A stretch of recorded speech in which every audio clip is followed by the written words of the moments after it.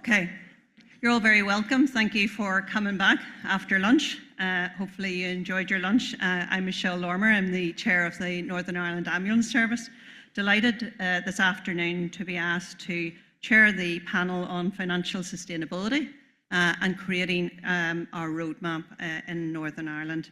So we're going to focus on that financial sustainability challenge. We've heard a lot about finances this morning in the different groups, what the approach in Northern Ireland could be and is, and indeed invite some comparisons and opportunities in learning from the wider NHS.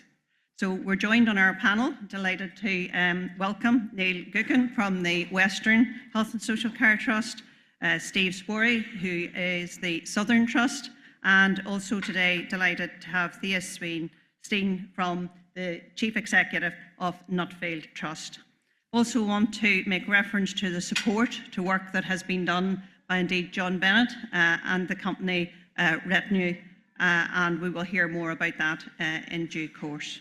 So without any further ado and time, I am going to invite now for Neil Gookin to come and walk us through the approach that's being taken currently. Thank you, Michelle. First, we've had a wee bit of an issue with our slides, so I'll just talk as if I have slides up there and talk you through it. We don't have too much on the slides anyway. So really what I'm looking to talk about today is to explain, the Minister and Mike this morning explained how dire our finances are. So I want to speak this afternoon from a provider perspective. You've heard from the department, you've heard from the Minister. I'm here very, very clearly in my box as a Chief Executive of a provider. So what I'm going to do is I'm going to outline the extent of the problem, what we have actually achieved. We have to remember what we've actually achieved as a system in recent years. Obviously, we're going to highlight the challenges that the finances give us, but then we have to look at we have to move on. We can't just sit here and say this is really, really difficult and bury our heads in the sand. We have to move on and look at what our next priorities are and what the key ask of government is today. I think that's.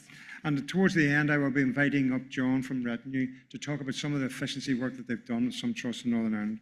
So what is the extent of the problem? The Minister described a £600 million problem. I have a table here, which would have been on a slide behind me, and it would have looked terribly glamorous. But what I'm going to explain to you what's in the £600 million, the key feature of that. And I've been a director now for 27 years in different trusts. This is the first year where the health service, we've had many, many, many financial crises. But this is the first year ever where the department, the SPPG and trusts are presenting the financial problem and the deficit is not linked to trust expenditure. First time ever, 600 million is linked to government imposed issues. And I'll talk through them. You have a pay award this year, which if it's to be funded, will cost the system £200 million. And the funding isn't there at this time. We're working our way through that with between Minister, Department, and unions and others. There's also a tail from last year's pay award of 100 million, which was underfunded. We have national insurance brought in by the budget. We have national living wage and national minimum wage, which is hitting the bottom line of the health service. And we have demographic growth. But the demographic growth element of the 600 million is less than the saving plans of trusts. So clearly there's an acceptance now that this is a system problem, not just a mismanagement problem and not just a trust have expended more than they should have. And that's probably a first in my career where the system is saying, yes, we have to all try to address this. Key points. So amazingly, the trust expenditure is quite flat, and I'll come back to that.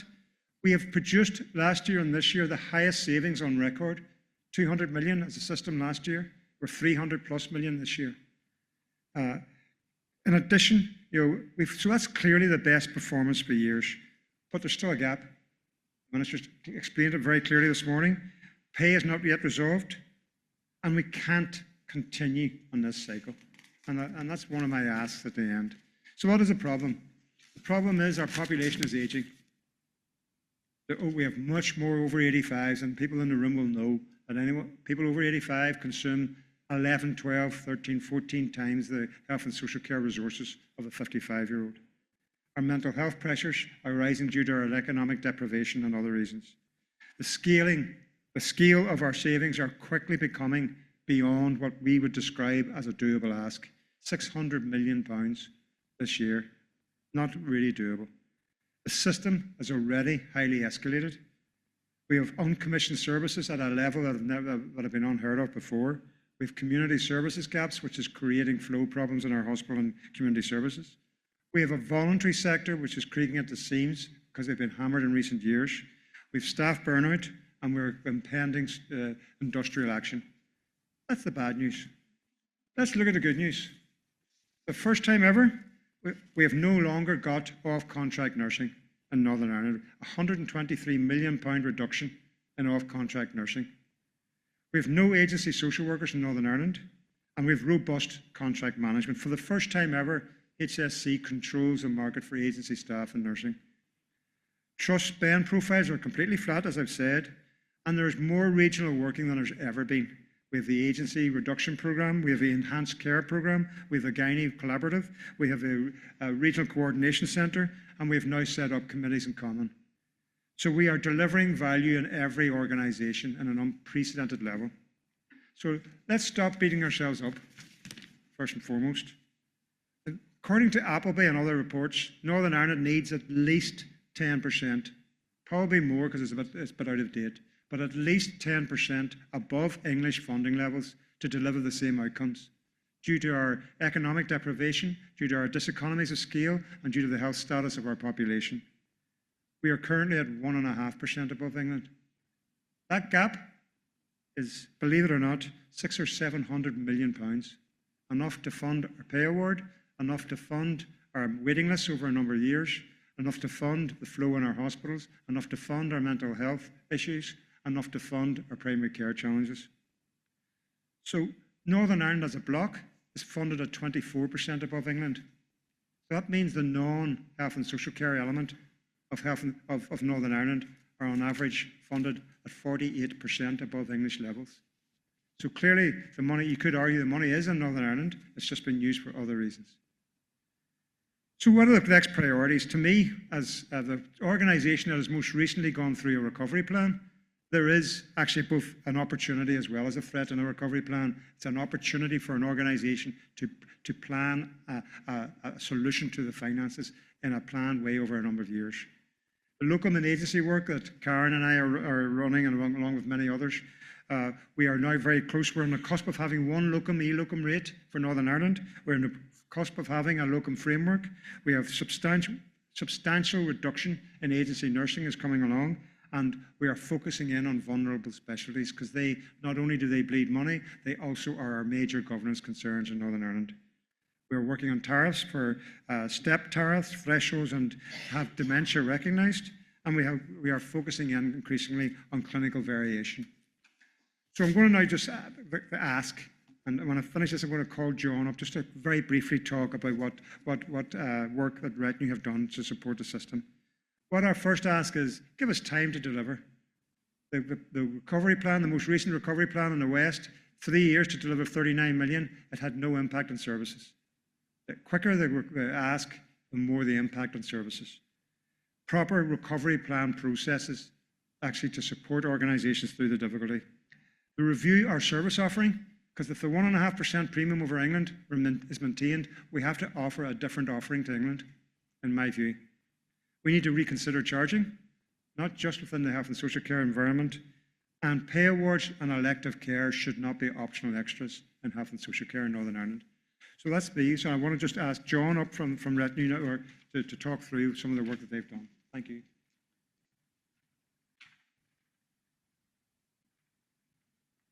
Thank you, Neil. Much appreciated. I'll be very quick. My name's John Bennett. I'm the CEO of Retinue.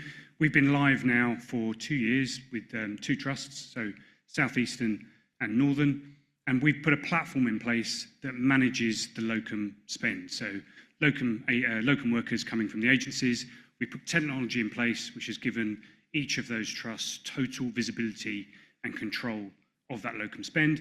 And I'm pleased to say that in the first year to 18 months, we managed to save 5%, which I'm sure many of you are aware of the level of spend on locums, so 5% of a big number is a very nice saving. We've put additional things in place now, which means that will grow to 10% for the second half of the first couple of years and into the third year. So again, 10%. Now that's been done without any degradation to the quality of those locums, so we haven't changed the volume of them or the nature of them what we've done is we've busted a few myths in the market. Myth number one being most of those locums need to earn over framework cap rate. Every single one of the bookings is at cap or lower. We've significantly reduced the off-framework usage. So to Neil's point, we've brought all of those locum bookings, almost all of them, onto framework. We do things like we negotiate at 12 weeks. So once a locum gets to 12 weeks, we have a chat with them about their rate, and we have a chat with the agency about their rates. And we challenge all the bookings up front to say, do we definitely need that level of booking? Or could you bring somebody in on a slightly lower level, which is a better price, and that can be booked against the savings as well. So the tech's in place. That means the reporting's really clear. The CEOs, the finance folks have total visibility and control of that, and the savings are sustained and ongoing for many, many years. If we did that across all of Northern Ireland, we think that would be about a £35 million saving over a 5-year period. So really significant money that can go towards that £600 million deficit that we heard about this morning. So not my session, so back to you guys.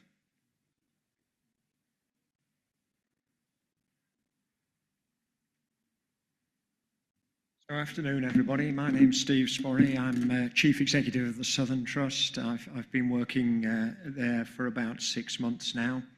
Can I just check, have we got any slides or not? Hey, we've got slides. That's good news. So you see, we've been very productive with the slides. I've been asked to say something about productivity. If I'm honest, I'm not entirely sure why, other than when Mike was developing his reset plan, I said to him it needed a strong emphasis on productivity, among other things. So maybe I fingered myself for it. I thought I'd just start out by just citing a definition of productivity, because what I don't want is a sense of, when we're talking about productivity, we're talking about flogging them to work harder.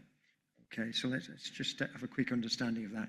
You can see there's a definition of productivity, the effectiveness of productive effort, especially in industry, as measured in terms of rate of output per unit of output.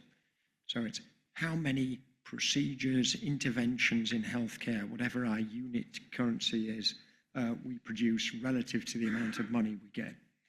And there's a moral justification for productivity. I was trying to think of a way to articulate this myself, and then I thought it'd be much more productive if I asked ChatGPT.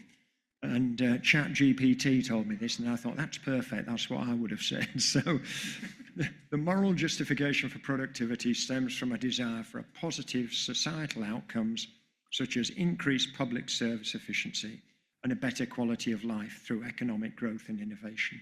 So the way in which our society and other advanced societies have become richer and richer year after year, with all those benefits in terms of personal income and quality of public services, is through a continuous process, people working in all different kinds of industries improving their productivity. We, working in health and social care, work in a great big industry, great big part of the economy, and it's quite a technologically led part of the economy. So it should be possible for us to improve our productivity. And as you can see there, one of the 7 pillars of the Northern Ireland Reset Plan is to be as efficient and effective as we can. One important caveat about productivity measurement is it only relates to outputs. So if we're doing more tonsillectomies, we shouldn't be. We might have raised the number of outputs, but we're not doing more good for the population.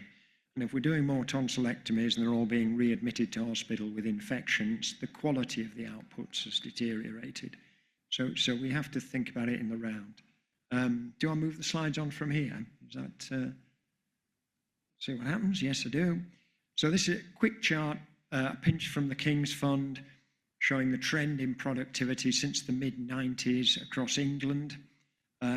You will see a catastrophic fall in productivity at in the immediate aftermath of the pandemic, and an only partial recovery since.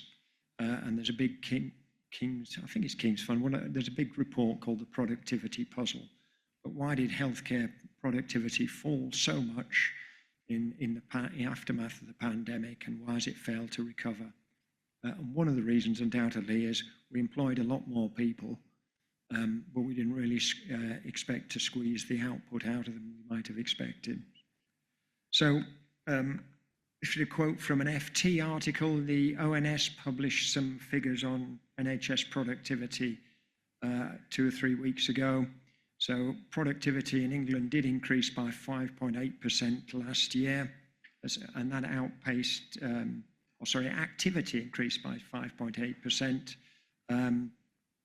That was faster than the increase in health service costs. So there was a gain in productivity of 2.7%. Okay, and they go on to comment there, NHS productivity collapsed during the COVID pandemic and remains below pre-2019 levels. In England, how have we tried to realise productivity benefits for the healthcare system and society? Well, the main way, there are various ways, but the biggest single way is something that was originally called the efficiency index. Back in the late 1980s, Ken Clarke was the Secretary of State for Health. He was arguing with the Treasury for a big rise in healthcare funding as part of his internal market reforms. The Treasury was saying to him, but we give money to the NHS, we never get anything back. And they came up with a formula, okay? Now, the funny part of this is, because I looked into this when I wrote a dissertation back in the 90s, is I met the lady who invented the formula, who, with Ken Clarke, was negotiating with the Treasury. She had been a senior civil servant. And they were actually arguing about this, and they had a break, and they went outside so Ken Clarke could smoke a cigarette. And she thought of the formula, and Ken wrote it on the back of his fag packet, and then they went back in, and they told the Treasury, and they said, that's a very good idea. Of course, the funny thing is, so it isn't a metaphorically back of a fag packet calculation, it's a literally back of a fag packet calculation. But the formula basically says, every year we're going to assume nowadays you should be able to become 2% more efficient. And so in terms of the price we're paying for output, we'll reduce it by 2% next year. Then we'll add back inflation, whatever we think that is, say 3%. And so if you were a hospital treating 100 patients at getting income of £10 each, you'd lose 2%, you then gain 3% of 980 quid, you'd have £1,009. You're left with the problem of how do I recoup the missing 20 quid? Okay, you could cut your costs, maybe reduce your length of stay, carry out fewer tests. But very often we'd want this in a context of long waiting lists. You might want to increase activity at only marginal cost. So if you could treat another 3 patients for only 30 quid, for 3 quid, you get £30 more income, but you'd only have £9 worth of marginal cost. So you'd have made your 20 quid back. And that engine of contracting and driving productivity has existed for more than 30 years. And it means that people have to learn the skills of understanding cost structures, what's marginal, variable, semi-fixed, fixed, what's the contribution rate, the profit margin, when do the step changes in cost kick in? In other words, when does it become, you're treating so many more patients, you've got to employ another member of staff? When are you treating so many more patients, you need to buy another piece of diagnostic equipment, and you need to set up more beds in wards. You must understand when those points come along. Just to illustrate, in England, that's an extract from the very long price list that they use in England, a huge spreadsheet. It's become more and more sophisticated over time. So that's your classic primary hip replacements. As you can see, depending on the complexity of the patient, you can get paid anything from £13,061 to £5,885. And that's to accommodate increased, notably, anaesthetic complexity, and so on. And they deliberately try not to compensate you for keeping patients in hospital too long. So they want you, if you're keeping patients in for long lengths of stay, they want you to make a loss because that drives you to do something about it. So in Northern Ireland, we have long elective waiting lists for medical specialties as well as surgical in some cases. We have a lot of problems. including problems with the flow of non-elective patients. One of the things I was able to do at the hospital I was running in London last year is make a profit on my elective patients and put some of the money to sorting out my flow problems with my non-elective patients. I'd suggest for Northern Ireland we recognise the following things quite simply. Starting point is a lot of the system leaders, it seems to me, have refused to accept that there's a trade-off between financial predictability and productivity. If you want to use the brains and the enthusiasm of all of our colleagues to think of ways to do things better and to treat more patients, you can't be entirely certain what you're going to get billed for at the outset. If you're sat up in managing the system, you might well think to yourself, my life's going to be a lot easier if I don't have to deal with the kind of rate of innovation and the unpredictability of financial consequences for me that goes with it. So we've got to accept this. If you want creativity, innovation, productivity, some control has to go. And we want to be more productive, and the way to do it is not to flog people harder, it's to engage their enthusiasm and their ideas. Okay, and so we must think and talk to each other about productivity. And that means clinical staff of all types talking with managers and talking with accountants. And the great strength Northern Ireland has, in marked contrast to England, is we can all get round the one table and talk about how things are working and adjust amongst ourselves. We don't need the complicated system of levers and measures. So I suggest next year that we start to use tariffs. We start to use them in relation for some services where there are volunteers, and we begin to see how we get on, and we look collectively at what's happening. And where we really want to be is in a virtuous, self-perpetuating circle of clinicians seeing investment in services funded by some gains realised by their own productivity.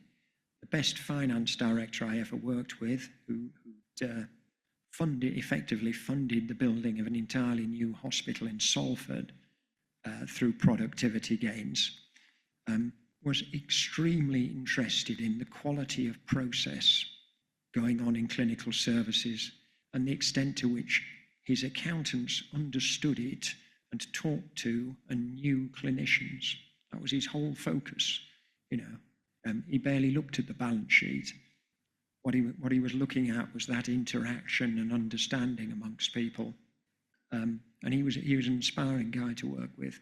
But the great thing he began to build in Leeds and he built in Salford, was that kind of self-perpetuating virtuous circle of work better, realise more, invest more in the way in which you can develop and build better services. And that's where I suggest we should begin to aim to go. So that's Steve's pitch for what we should be thinking about doing for next year in our system, having a bit of a go at that. Okay, thank you.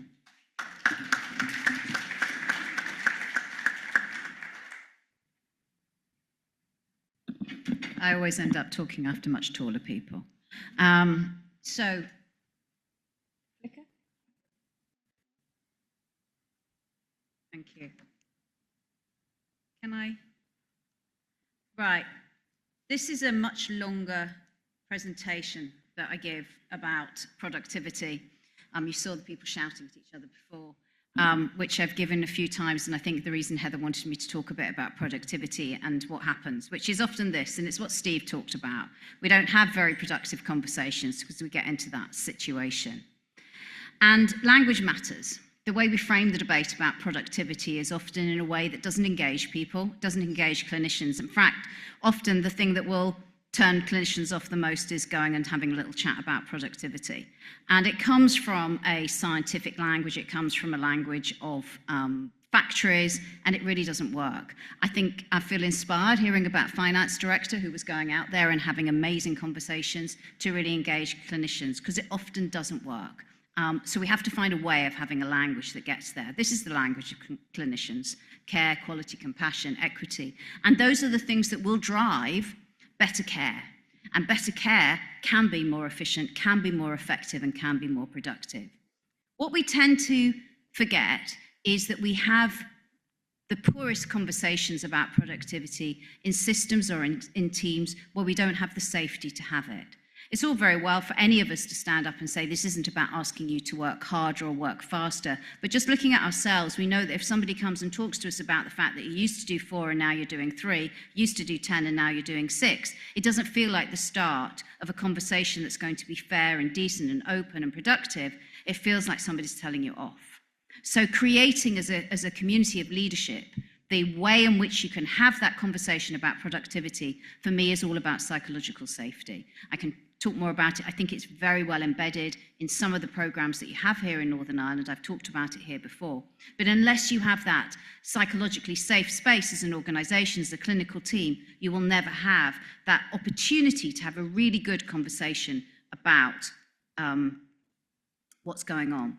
And so we end up having conversations about what is really going on in productivity. There are 2 major themes that come up again and again in productivity. You don't have the right capital, you don't have the right digital, but actually, if you're not having the right conversations, you never get to the curious questions. I'm not saying this is your question, but one of the questions we've explored in the Nuffield Trust before is about junior staff. Now, if you actually look, as a system, both in Northern Ireland and in England, you have more junior staff or more people who are new in role, new in band. If you have people who are new in band, or you have people who are coming in from a different country who are extremely experienced in their own country but not experienced in your country, unsurprisingly, they will start being less productive. If I go and work in the restaurant here, the restaurant will probably be less productive than if I'm not working in it because I haven't worked in their restaurant. So there's a whole range of questions that you can ask about productivity that simply allow you to have curiosity. Once you are open enough to have a safe space, you can really drive and think about clinical quality. But I would say the blocker that often gets in the way is the blocker about safety. Those are the English figures, but it shows you what's actually going on in the English Health Service, which unless you're curious, you don't look at. You can look at those numbers for Northern Ireland and go, well, it's not surprising that you're going to have some issues that are going on around productivity. One of the other questions that comes up again when people push back against thinking about productivity is often complexity. Well, our patients are much more sick now, they're much more unwell, they have many, many more issues. They do, and that's something you can look at if you look at the additional minutes of care that are given at the bedside. But you then need to look at who's giving that care, how's it being given, what's the person who's actually there, who's looking at that care. I can go on about that. I'm going to go through these, hold on. McDonaldization, though, is something that I'm really interested in, and taskification. It's a really important part of understanding what's going on in productivity, and a really important issue to look at, and clinicians getting very involved in understanding, and managers, what's going on. McDonaldization is a term from sociology, which obviously comes from McDonald's, the idea that everything can be made more efficient if you put it in a factory and you put it on a conveyor belt.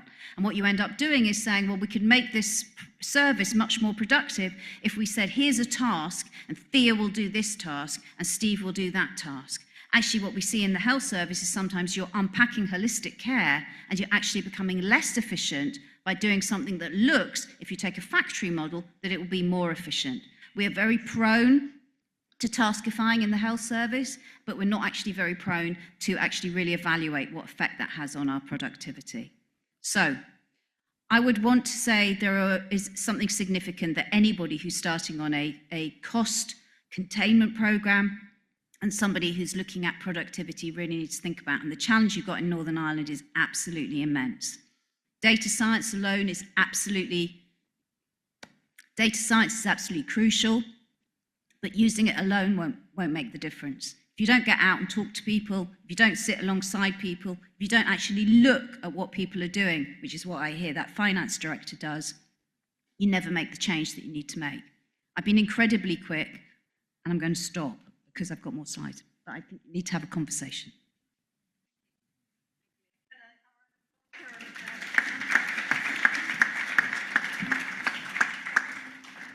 So we have tried to give a reasonable time for questions now.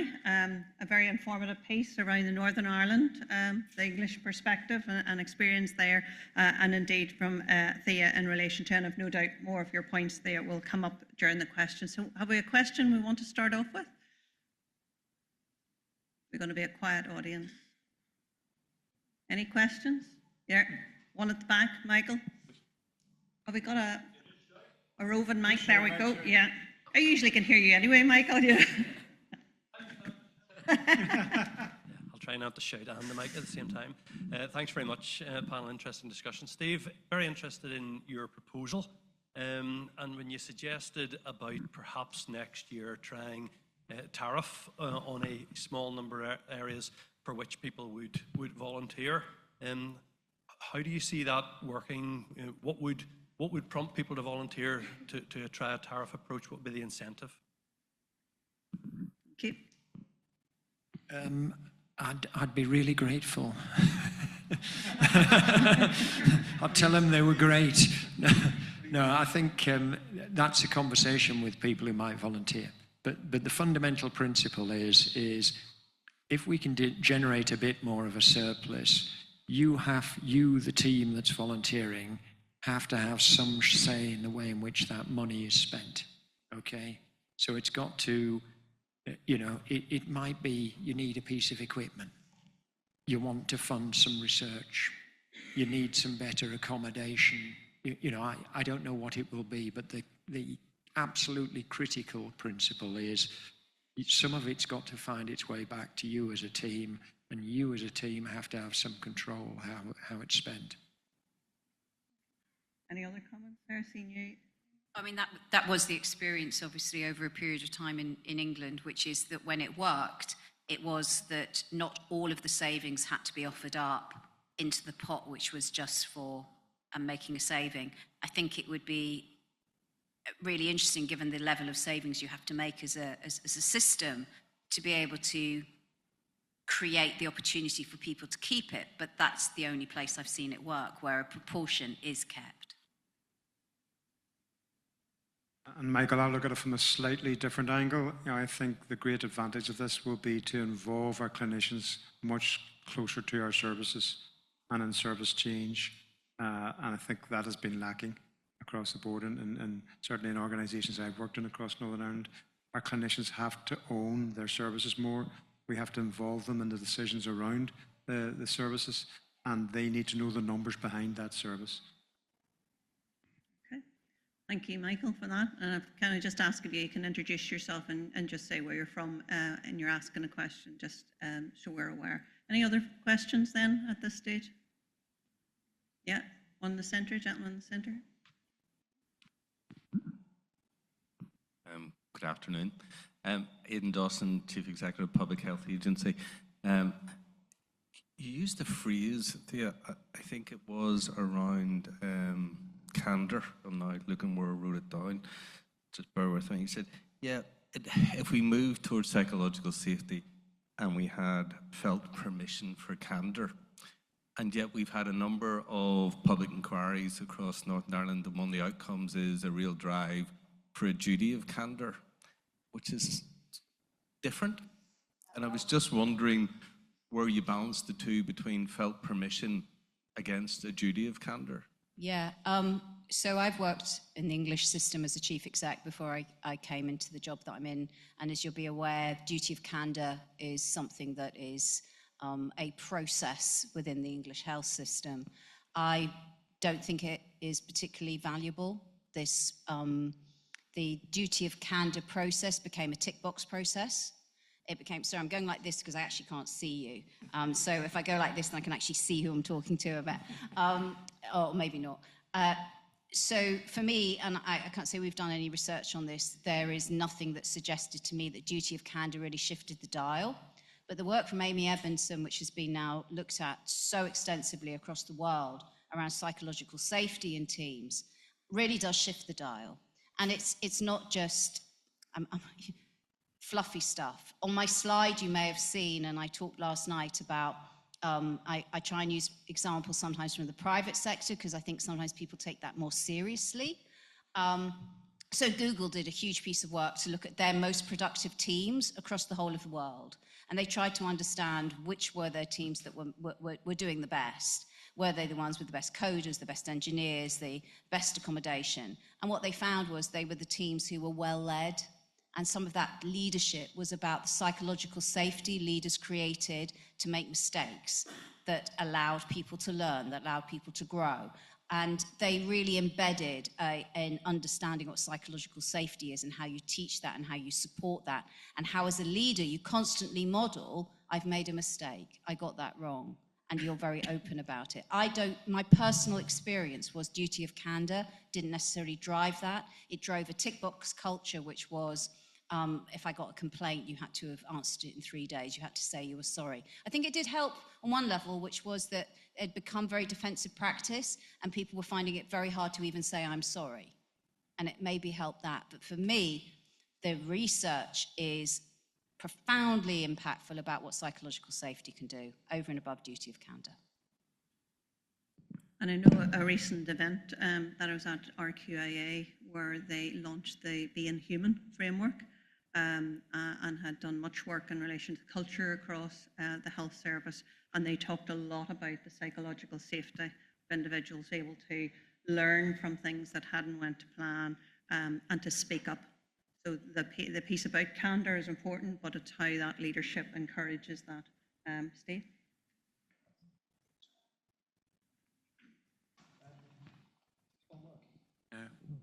They're trying to silence me. I would never do that, Steve. I very much agree with what Thea said. It reminded me a few years ago, I'd said in a meeting I'd made a pig's ear of something. I was the boss, and one of the social workers told me afterwards she nearly fell off her chair because she didn't realise managers were allowed to say they'd made a pig's ear of something. But you can't make pig's ear a thing too often, though, otherwise. This is quite a personal comment about this. A long time ago, I was involved in something to do with a rogue doctor, in effect, and I ended up giving evidence to a judge-led inquiry, appearing in front of the Parliamentary Health Select Committee. I was interviewed on Panorama, the TV program, a very long time ago, right? It damaged me. It damaged my career. Right. For several years, I was in stasis, or not allowed to apply for other jobs, told I was going to be sacked if I was criticised by the inquiry. And the real reason I got so much focus was because I thought there had been some mistakes in the system, and I thought articulating them was part of my job. And I sort of learned afterwards, be much more evasive, Steve. But actually, that's not right. The younger version of myself was right. I'll try and model that in the latter stages of my career where they can shoot me and I won't be that bothered.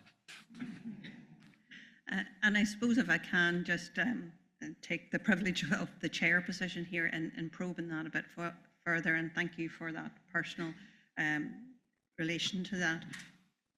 Where do you see the aspect of cultural shift and transformation in enabling efficiency and greater productivity?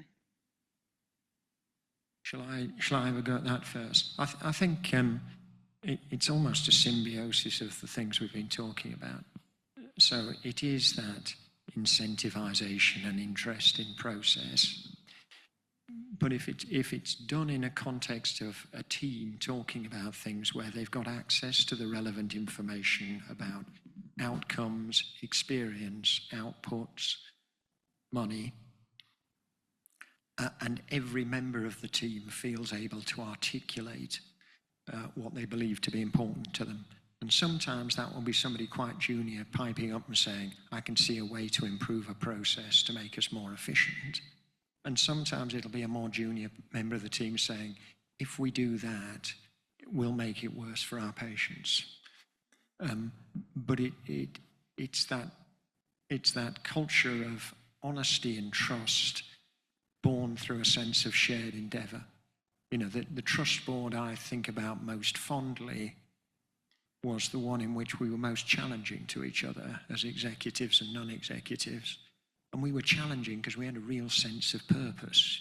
You know, it was okay for somebody to criticise my idea, and it was okay for me to criticise them because we had a shared sense of endeavour. You know, I don't know if anybody... No. I would totally agree, and I think my experience in the board has been similar. And I think the role of medical leadership and nursing leadership is really crucial here, and of course AHP leadership, because you can create, I can think of an example of creating really good, really psychologically safe, positive environments to look at the productivity, not that I'd ever used that word, because I never used that word when I was working in services, looking at what was happening in child and adolescent mental health service. But at the end of the day, a psychiatrist told me the reason why they only did 3 sessions in a day and somebody else did 10 sessions in a day was really completely beyond me, and I didn't really understand anything, etc., etc. And that's where, as a team working together, where you've got medical directors, you've got nursing colleagues, you've got people who can say it's okay to keep challenging. It's okay to keep challenging, because actually there is a purpose why people have come into public service, which is to provide the best possible care to the people that we're there to serve. And continuing to galvanise people to understand this is what we've got, this is the resource, these are the people we're serving, how can we do it, and how can we do it better together? I mean, I am a strong advocate of losing the word productivity, but having the right conversation. And Neil, if I can add in the lens that you're going to contribute on this very context where people operate, where there have been many inquiries, many occasions where it feels as if the finger's being pointed. How do you create that positive culture in that context? Well, I suppose for me, when I look across the Western Trust at the teams, at the services that are delivering best, it's clearly those areas where the teams are working together. They're well led, but everybody feels a part of the overall team. And we know that where teams communicate well, where teams know what they're trying to achieve, you know, both safety and performance improves. And I think that's the key to it all. You know, yes, we have senior people from the West are in the room, where senior people are taking responsibility and saying we're accountable for the system problems that within which you're operating in. And we have to regularly remind people of that, because 99% of the issues that emerge are in one way or another attributable to the system and the environment within which people have to work. So we take responsibility for that. What we're asking, like I keep mentioning, the doable ask. We're asking you to do a doable ask. Can you do better than before? We can always do a wee bit better than before. And that then makes it, you know, something that people can then rally around. And we've some fantastic results as when you do that, when people will take up their service. But we've a long way to go in terms of engagement, particularly with the medical staff, and getting them on board to feel part of the overall management of services. So, but you know, and there's a double-edged sword with that, because we don't want to pull doctors out of the work that they do so well and give them all the sort of reports that people like myself and Karen have to read every day. But we do want them to get more involved in terms of what the things that affect their service. So that's the next steps really for me. And I suppose, Neil, staying with you, how do you build that leadership resilience whenever actually that scrutiny, whether from media and other outlets, and you know very recently, in relation to the consultation that's went on, how do you build that leadership resilience, demonstrate the leadership that's required to foster that culture at a time whenever scrutiny can be quite intense? Well, you just continually focus on patients and continually focus on your services. You know, the service you're talking about, we know and we can demonstrate that outcomes are better. So where we can face our staff and face our public to say, as a result of the change, no matter how the change happened, we're able to demonstrate that every 40 days, there's a patient alive that wouldn't have been alive, 21% reduction in infection rates, 21% reduction in readmission rates. That's what drives people who work in health and social care, when they can see the improvement at the end. But we have to make sure we articulate that clearly and make sure that everyone aligns to that. So any more questions from the floor? None? I'm going to take the liberty then of another one that I have here. And again, it's one very close to my heart at this stage, with working very closely with the other 5 geographical chairs and myself as the regional chair of the Northern Ireland Ambulance Service. And it's on the theme, I suppose, of cross-system collaboration. To what extent do you think collaboration exists across trusts and arm's length bodies? How is that being harnessed to drive financial efficiency? What barriers do you think still remain, and is there greater opportunity? I'm thinking here, Neil, around the committee in common, and Steve, where we've been working. Can you say a bit more about that and what you think the future opportunities or barriers might be? Well, the first thing is, at the moment, there's been unprecedented system working. That's the first thing I would say. The example of the agency, we're the only jurisdiction in the UK and Ireland that has largely eradicated off-contract nursing, and we have no social work agency.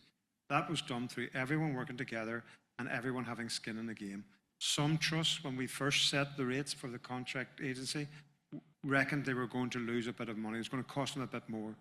But even they said, well, wait a moment here, this is the Holy Grail. It turns out they didn't, but there was that risk. But everyone took the risk, and we've made substantial changes accordingly. You can read that across a number of areas. That wouldn't have happened 15 years ago. We're acting almost against the structures that have been set up. The trusts in Northern Ireland are separate boards focused solely on the population health of their local areas, and they were set up in an environment of competition that didn't really exist in Northern Ireland, but that was the context from the original legislation. We've overcome that through the committee in common, so I see the opportunities as endless. I really do. I think we're ready. We have 4 areas we're working on. That 4 will become 8, 8 will become 16, and before you know it, it will be the expected way of delivering change in Northern Ireland. We haven't quite worked out how we're going to reconcile that with the very onerous legislation in Northern Ireland if you make service change.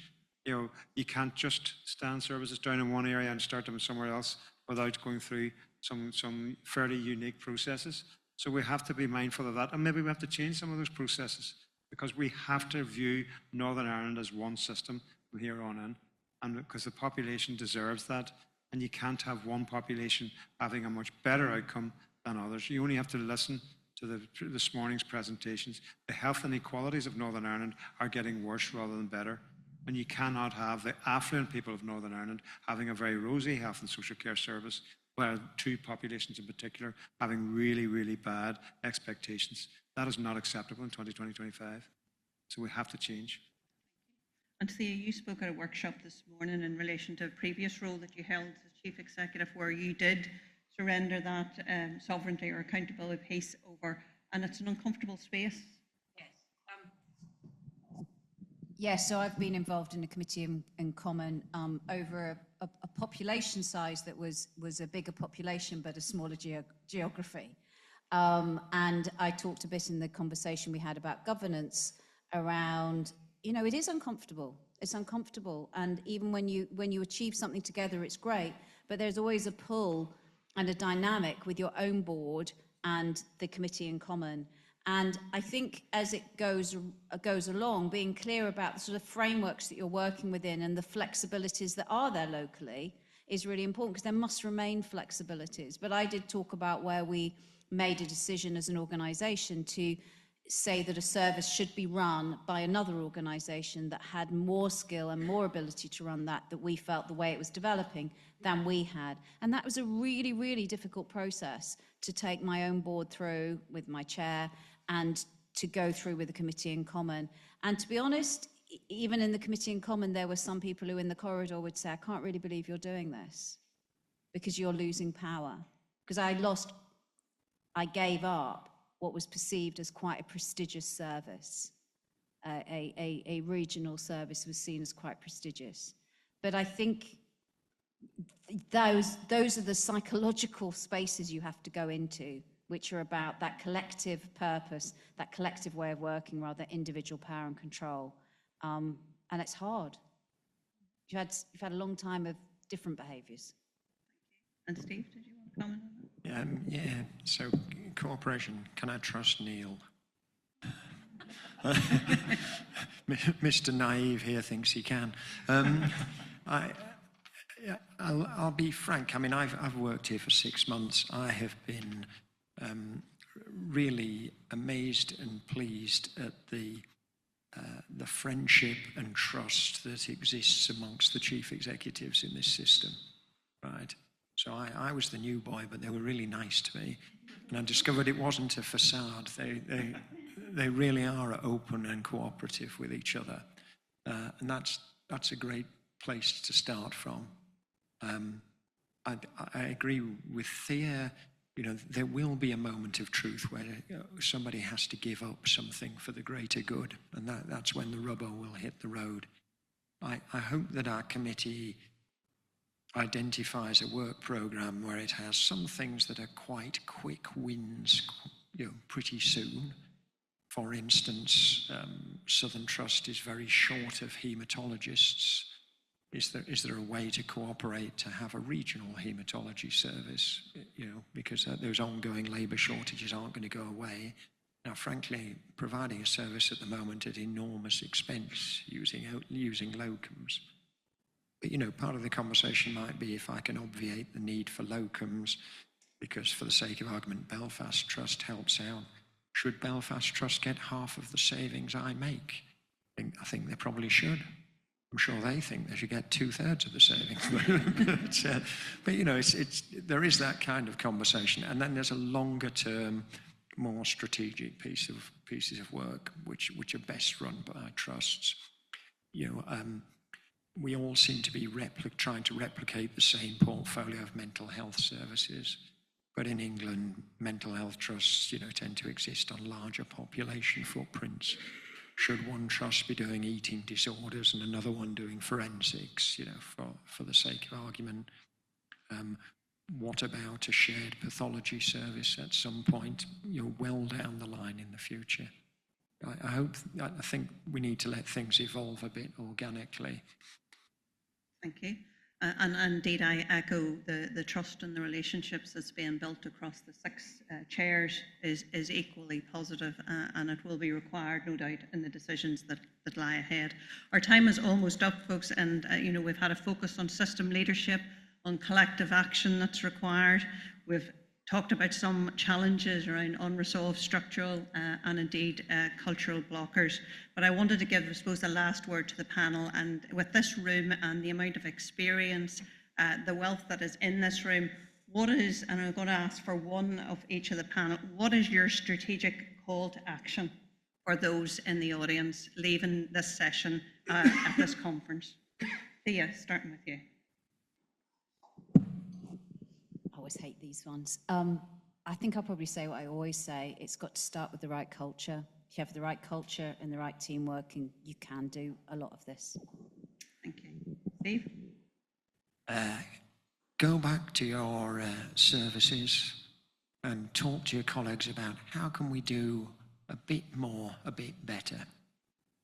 Get them in a huddle, use an occasion, have a conversation, and pay particular attention to the more junior staff and invite them to contribute to that conversation. If everyone did that, we get some good things somewhere out of it. Thank you. Neil? Just engage with all teams between corporate and operational teams, including the medical workforce. Can I thank Neil and Steve and Thea and indeed John, our sponsor from Retinue, and can we show our appreciation just for our panellists?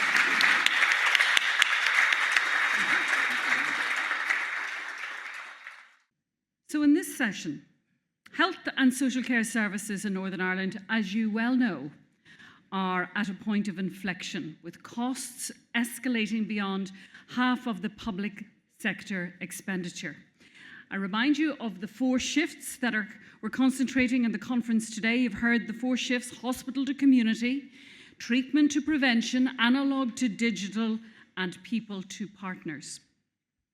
In this section of the conference, we're going to explore how leaders are using the lens of those shifts to drive that ambitious reset plan, to stabilise, to reform and to deliver. And we welcome reflections from our nearest neighbours in the Republic as they embrace this parallel agenda. I'll take questions from the floor later, but first put your hands together as I welcome Jennifer Welsh, Chief Executive of the Belfast Health and Social Care Trust. If you can come forward, Jennifer, thank you. Dr. Paul Rice, Chief Digital Information Officer at the Department of Health. You're very welcome, Paul. Dr. Siobhan McEntee, Primary Care Network Lead at NICON, and Damien McCallion, Chief Technology and Transformation Officer and Deputy Chief Executive Officer at the HSC. Now, before we hear from our panel, we invited the Northern Ireland Commissioner for Children and Young People to ask their youth panel what Reset means to them. Now, these are young people who share their thoughts with the Commissioner on issues that affect children and young people, and their views and ideas influence the decision making. And we are delighted that some of these people and these young people are going to be attending the conference today and tomorrow. So, what does Reset mean to them? Have a look at this.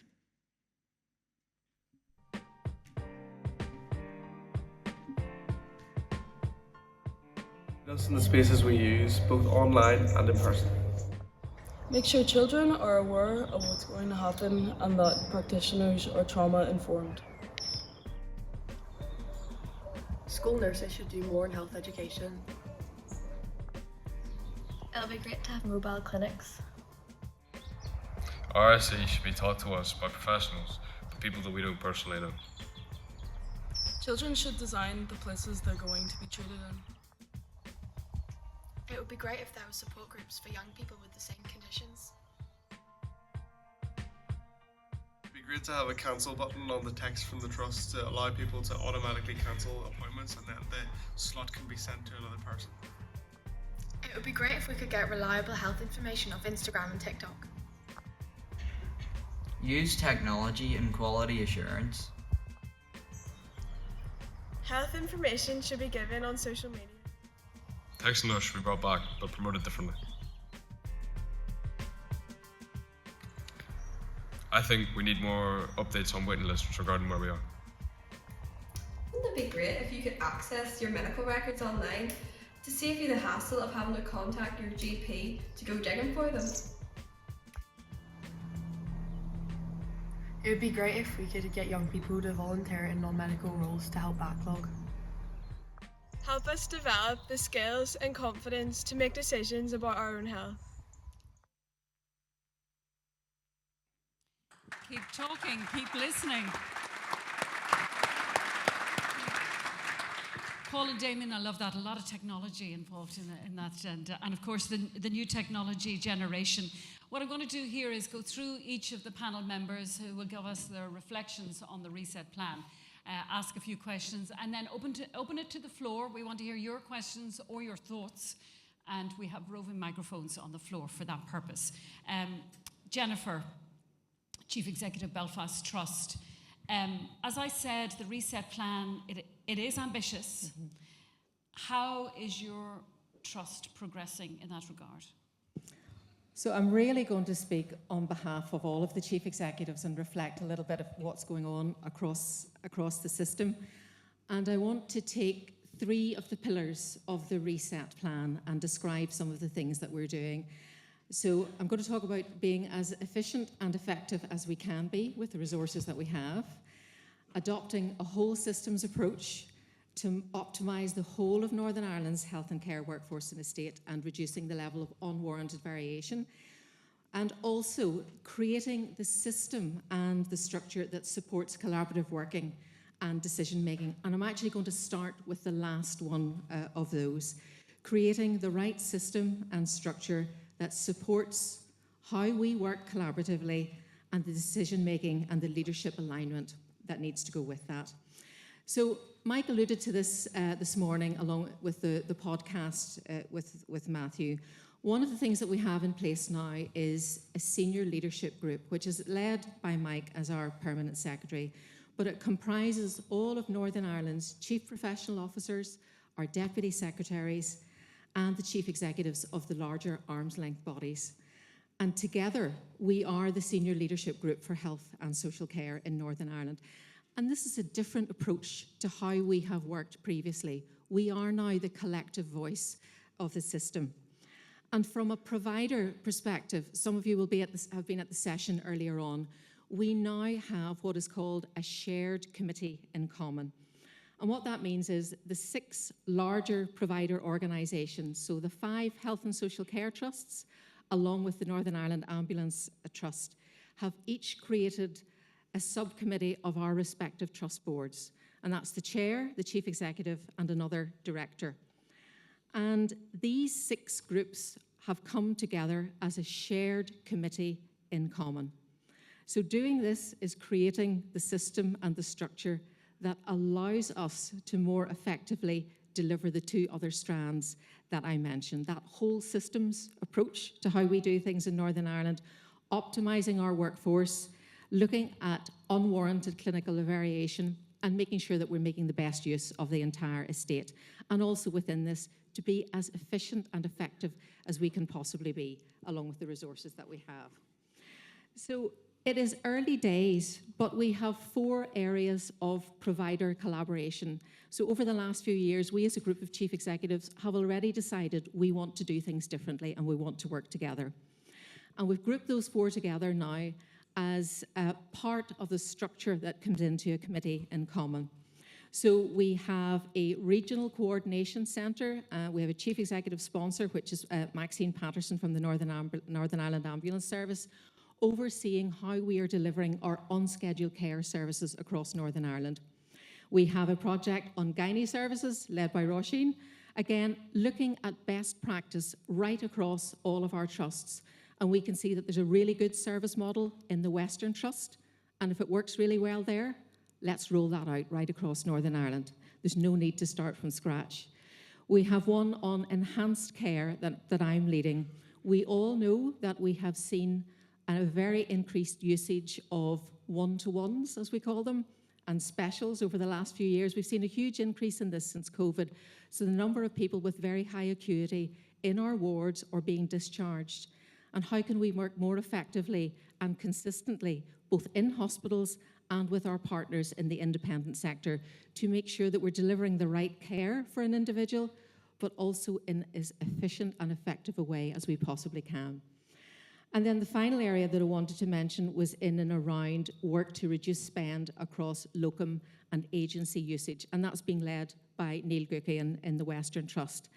And it is worth saying that Northern Ireland has ended off-contract agency spend for nursing. That's a huge achievement. We now have no agency usage in social work at all, and we have significantly reduced the spend in relation to our medical workforce, and there is more to do in that space. And at our next meeting, we're going to be considering other areas where we want to collaborate and work together. And that is likely to include one of our vulnerable specialties across Northern Ireland. We all know that there are areas that we're delivering on a number of sites, and we're starting to be under real pressure in terms of sustainability because of limited workforce. It is time that we come together with the right clinical teams to explore what would the appropriate service model be for Northern Ireland, and how can we deliver the best outcomes for the people of Northern Ireland at scale, rather than just the local area for which I happen to be responsible. We're also developing new types of services, and if time permits, we'll get into the questions and I can speak about some of that. But I suppose it's also worth reflecting, we've talked about it earlier, the very difficult financial situation in which we're in.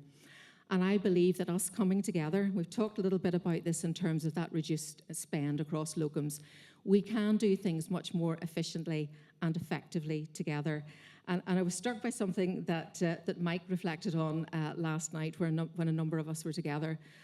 Northern Ireland, we're small enough to be personal, but big enough to be powerful, and we can do this reset together. Thank you. Thank you, Jennifer. Paul, analog to digital, we see it in all the signage. It's definitely one of the 4 shifts that we're looking at. There's already been a huge shift in digital technology, big introduction, big transformation in the system. Take us through how you think that is helping and will help even more the reset plan. So I have a 16-year-old and a 21-year-old at home, and I would rarely be able to address the questions that they pose me, but there were some questions posed posed by our video feed about your ability to cancel an appointment online and your ability to access your medical record. The Encompass program, as colleagues in the room will know, completed its first job of rollout across the 5 trusts on the 8th of May. Some of the Encompass team were involved, Epic are the supplier of that platform, some of the Encompass team were involved in a visit to Epic in August and got a standing ovation as the only country in the world that's done that at scale across the whole country. That is a remarkable achievement, and that is a platform which we will continue to build and leverage. One of the things we have done is introduce the MyCare app. Again, the question posed from our younger audience was, and can I, in certain circumstances, if I can't make an appointment, free that appointment up for someone else? That functionality is called FastPass. Our intention is to introduce that within the MyCare app in the next number of months. So already, I mean, literally, in terms of the prompts placed there by our younger audience, as at home, I would not be able to satisfy a 16-year-old or a 21-year-old with an immediate answer of that nature and magnitude. The Encompass program is fundamental. It will be the basis going forward of a number of other shifts. It will allow us in terms of our understanding of our data and how we use that data for quality of care, immediate direct care, and then also for population health and planning, and for a real turbo boost for our life sciences industry going forward. Because again, you've got the richness of that data drawn from those 5 different trusts, delivering acute community mental health, prison health in the next number of weeks, adult social care, and ultimately children's social care. That is an incredibly comprehensive asset to leverage going forward.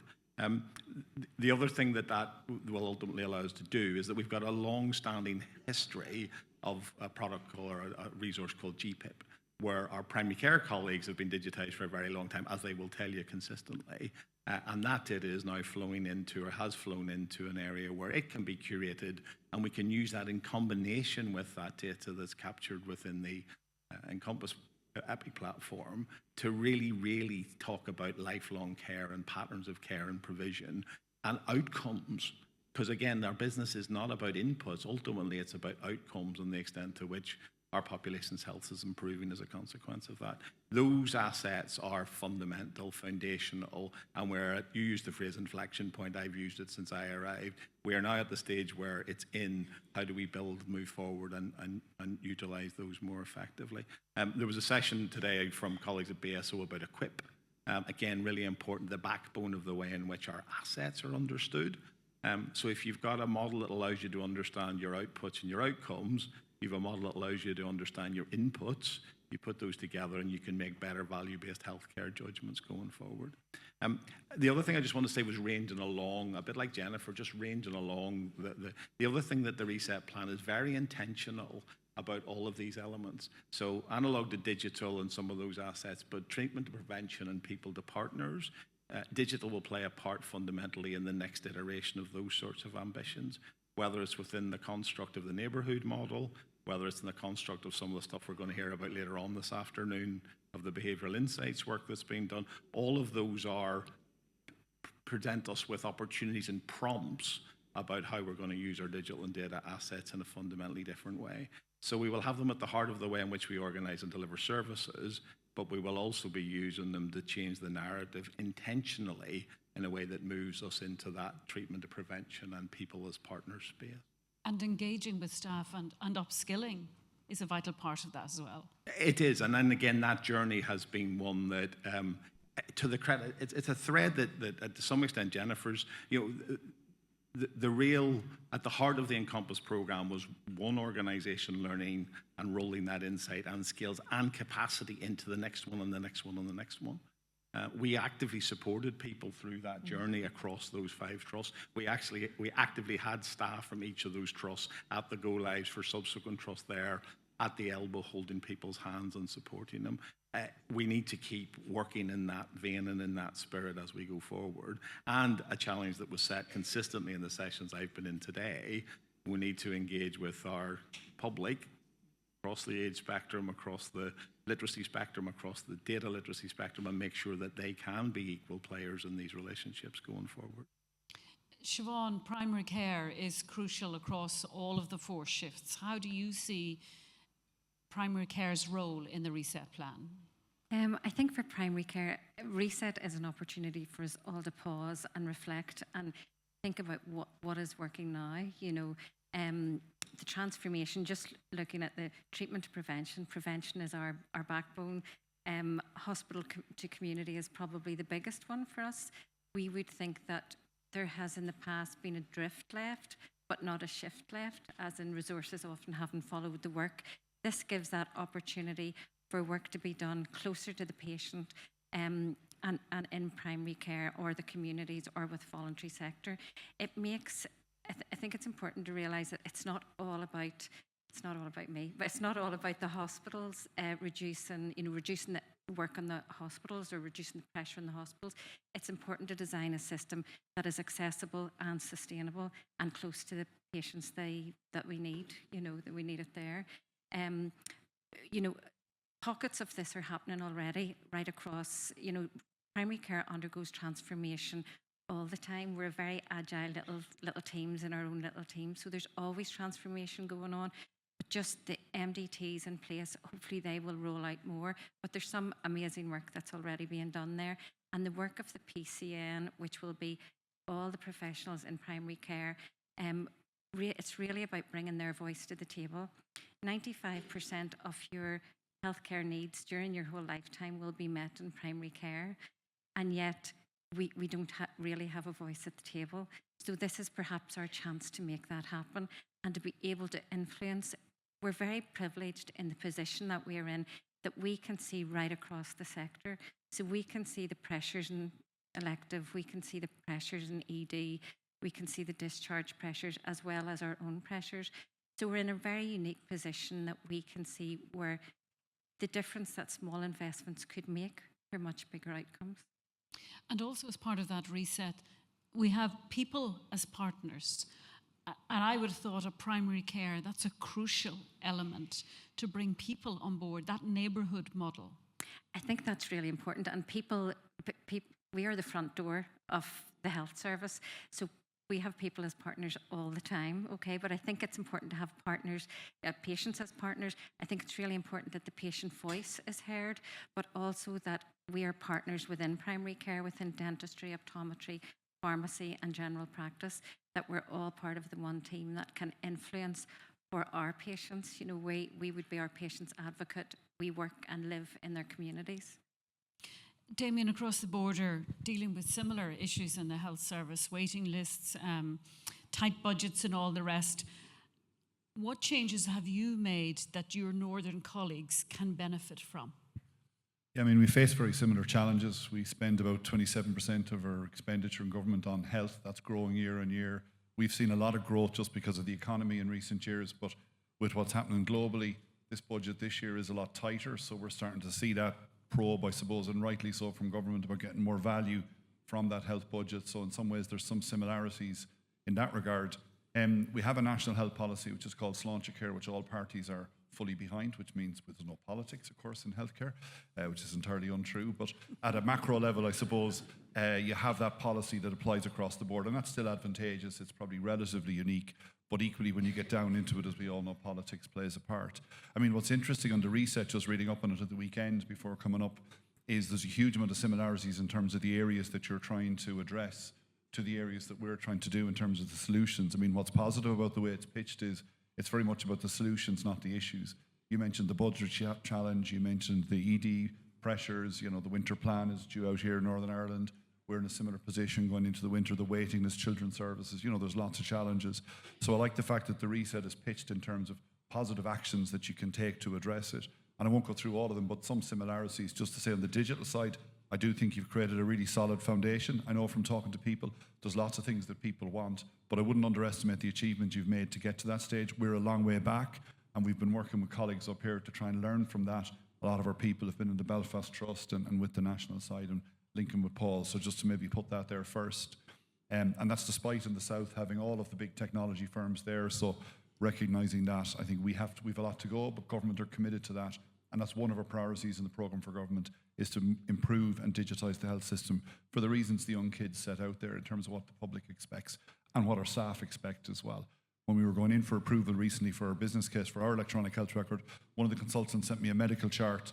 He was about to see a patient of 85 years of age, and the chart was that big on the picture. I was tempted to show it to the Department of Finance, but I just thought it might sour the day, so I held it back. But essentially, you can't deliver safe care when you've got charts of those size and scale spread throughout the country, and people move all the time within jurisdictions and across jurisdictions. On the positive side then, in the community side, in terms of shifting care, we see similar pressures in primary care with GPs, ageing population within our general practice community itself, change in the dynamics and gender of the workforce, expectations of general practice, and they are the gatekeepers. 95% of care comes through primary care. So one of our strategies, we've moved into 6 regions. We had similarly just hospitals and community as 2 separate entities. Within those then we've 20 what we call integrated areas that have all the services within them: primary care, mental health, acute care. And then under that we've worked on establishing community networks of about 50 to 70,000, which very much touches on the points that were made about community. But the structure is one part of it. What will make it work is the way people work together and enabling that to happen. So there are similarities there and learning there. And we've established a forum. I see Roisin here. I say we, Roisin has been leading a lot of this, and I've been tagging along behind her, grabbing the glory. But we're working with the CEOs and the REOs to understand, REOs are our regional CEOs, what we can do together, what we can learn from each other. And in my experience, having worked cross-border for many years, there's a lot of learning apart from direct service provision. The other area I might touch on is the productivity challenge, the financial challenge that's been mentioned here today. I'm not close enough to your figures, but clearly it is a big challenge. We are coming under serious pressure to demonstrate post-pandemic that we can deliver the sort of productivity and value improvements from the investment government have given us. So we've grown our workforce by 26,000 staff since 2020. As I said, the expenditure is now at 27% of total government expenditure. We've seen a productivity dip since the pandemic, and there's a range of factors. We've invested heavily in the range of consultants, for example, in hospitals, and we've put $250 million into community for chronic disease management. So it is really now about trying to harness that. Sometimes, dare I say, you can have too much investment too quickly, and maybe you don't necessarily get the same value. That might seem a strange thing to say, but it is about trying to maximize that and get those systems and services working well. And to enable that, that is also about developing things like clinical leadership, the targets piece and all that's important, but trying to drive that change and improvement through the system. So across all the areas that you have in your reset plan, we're similarly trying to focus on those. Sometimes we're a long way behind, and sometimes we're working very closely to where you are yourselves from discussions with colleagues. Jennifer, it is a different fiscal landscape north and south of the border. But picking up on what Siobhan was saying about primary care, such a crucial part of this reset, how, though, do you and the other trusts get the balance right between social provision, social care provision, health initiatives, waiting lists, primary care, GP services? You're going to have to take from Peter to pay Paul with the budgets that you have. So how do you get that balance right to keep that reset initiative and that plan going? Yeah, so I think there's 2 elements to that, because recovery also has to be part of our journey, you know, in terms of the waiting lists and so on, while we're also looking at resetting. And for me, it's where it gets to the neighbourhood model and looking at the heart of a community and what really needs to be there. Siobhan's absolutely right in what she's saying in terms of the bulk of our population. The healthcare that they need is going to be primarily delivered by their GP and in the community, and it's only if needed they're coming into the hospital sector. I think we have to challenge ourselves on not just the vulnerable specialties in Northern Ireland that we might need to deliver in a different way, but what are the specialties that maybe shouldn't be in a hospital at all and actually should be out in the community? How can we change that neighbourhood model so that we have general practice, but we also have some specialists out in the community as well, along with our nurses, along with our social workers, along with community allied health professionals, and that you're wrapping around a community based upon their needs. And that brings us to the people to partners element as well. Rather than us deciding what it is that people need, it's that engagement with the local communities that are different. So there are different needs in different areas, and understanding what is going to work for them. But you're right about the financial challenge. This is a huge thing. Ordinarily, how would you like to do this? You'd like to have a bit of pump priming money and ability to run dual services, so run things as they are while you're doing the shift and the change. And we don't have time for that, given the financial context that we're in. So all trusts are working really hard to deliver significant savings plans, and we are this year. So collectively, we're delivering a vast amount of money through low impact savings, things that will not have an impact on services or on staff. And at the same time, we have to innovate and try to do things in a different way so that we're actively driving that shift. So this is as much about mindset and being willing to do things in a different way as it is about the money. Transformation, innovation, digital technology, and you spoke about Encompass there, Paul.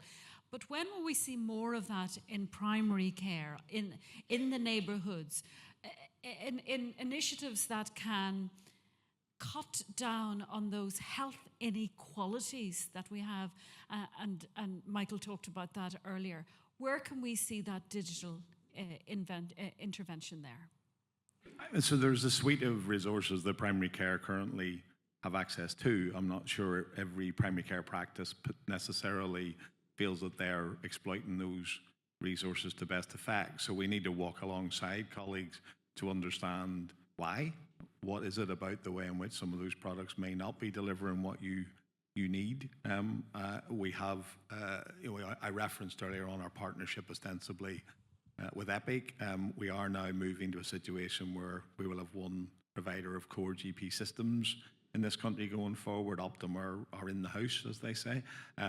There's significant conversations to have with them about their expectations and aspirations about supporting the way in which primary care can organise and deliver care differently. And there are lessons to be drawn from the other jurisdictions. We've got a very healthy relationship with the other, in addition to our colleagues south of the border, a very healthy relationship with Scotland, Wales and England. And they will have variously innovated around the construct of primary care because the bases are the same in terms of family health services across those other jurisdictions. So and what about that collaboration, though, with innovators? We saw a great innovation zone upstairs. Those people who are on the ground and seeing solutions to problems using that digital technology. Yes, there might have to be investment, but maybe not. It might save money in the end. I think one of the things we're very open to is exploring where does that investment come from to the future. So there is a limit to the extent to which that public pound will flex, but we have a variety of innovation funds built on an all-Ireland basis, built on a variety of other, again, collaborations with colleagues in the economy, where we're looking for the extent to which, I hate this phrase, but there's a win-win-win here. There's a win-win in terms of the extent to which there are health outcomes and benefits. There's a win in terms of securing high-value jobs. There's a win in terms of fundamentally moving the dial in relation to healthcare outcomes. Those are the sorts of opportunities we're looking for. I was up there this morning, and you're absolutely right. Those are the sorts of things that not only will make a direct impact in terms of people's care today, they'll also make an impact fundamentally about employability, about skills, about opportunities to grow our economy. That's a significant other element of the reset plan, and there is a program of work beginning to form in relation to delivering that. Siobhan, Mike said earlier about embracing change, not necessarily a comfortable situation for a lot of people, but in regard to primary care, what do you think is the first issue that needs to be addressed if early intervention is a core part of this reset? I suppose we need a sustainable primary care. I'm not going to shy away from... And what do you mean by that? Well, we need to have workforce planning. We need enough GPs to be able to provide the care for patients. I mean, I've been a GP for more than 30 years, and, 30 years ago, we were massively into prevention. We were absolutely massively into prevention. Now we are sometimes crisis management, trying to deal with demand. So I think we really need to have that preventive model, a good sustainable primary care that is there for everybody. But healthcare isn't, the health of the nation really isn't only healthcare's problem, as we heard earlier on today, and it goes right across the government, So I think it's really important that we have those local discussions. You mentioned GPs have an absolute suite of information on our patients. We can pull out at an instant, who had a heart attack in May 23. We have enormous data, and we can use that for population health and then target exactly where that resource should be going. We can identify people who are at risk of diseases that we can step in and try and prevent. So I think there's lots of opportunities to it, but we need to make sure that general practice is sustainable in the long term. Sustainable across the border meant that a lot of people are paying for their GP services. North of the border, there's an outcry when that happens in regarding transforming and financing change and getting that early intervention in primary care. Have people down south got over the shock of that, having to pay for something like a GP's visit?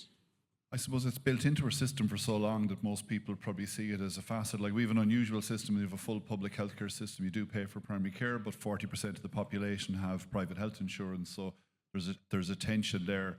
I think in terms of the investment side, back to the point I think that Jennifer made, like, there is a piece about how we drive value from what we have.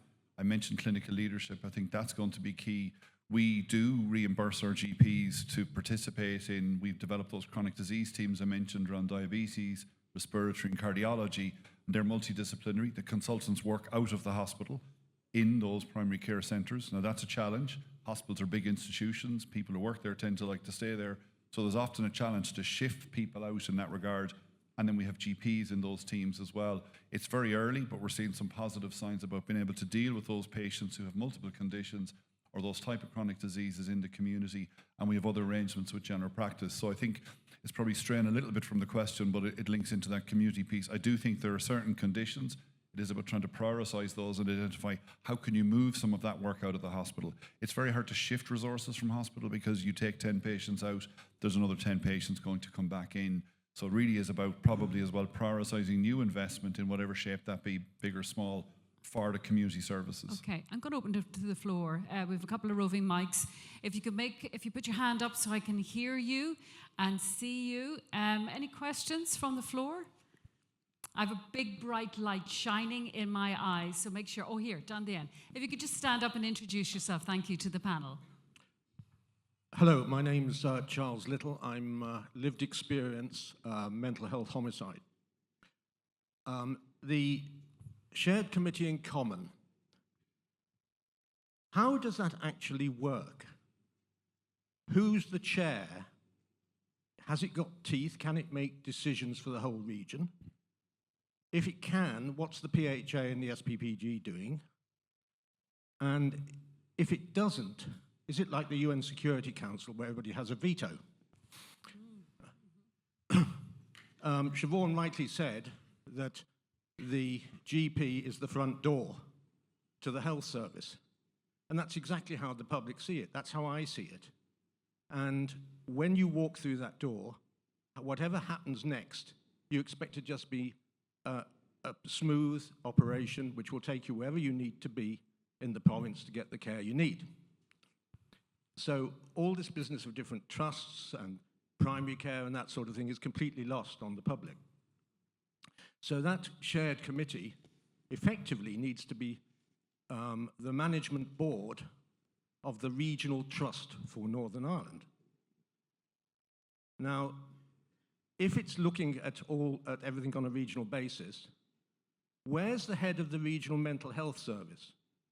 Surely he should be part of that board as well, of that committee as well. And I'd like to know why he isn't. And I note that he's also now got 2 other jobs, so he's no longer full-time. Okay. So and that sends an awful Can I message to the interrupt you? public. Thank you for your question. We'll put that question to Jennifer, if you can, briefly, Jennifer. Will you have teeth in this committee? Yes, is the short answer. The shared committee in common, I suppose we have been taking the learning from where this has been done elsewhere. And it has primarily been done in England, where trusts have actually been mandated to work together.